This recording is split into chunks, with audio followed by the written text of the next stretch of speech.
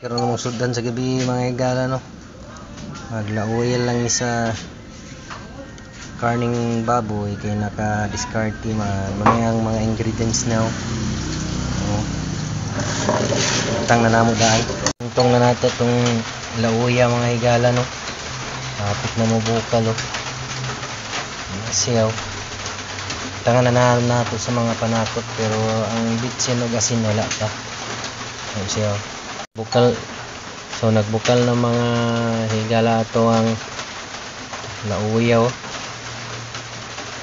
Ato na butangan ni og bitsin ug asin para mahaon na din nato mga higala.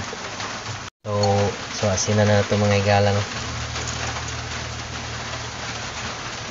Dugang ato gamay mga higala kay murag gamay naman kay to. Bitsin na din nato mga higala. Palamig mga higala ba? So lata nato nga magbukal mga higala og ato na pong tilawan kung okay na bang timpla. Tikman na natin mga kaibigan yung ano natin, lauyang kaning baboy.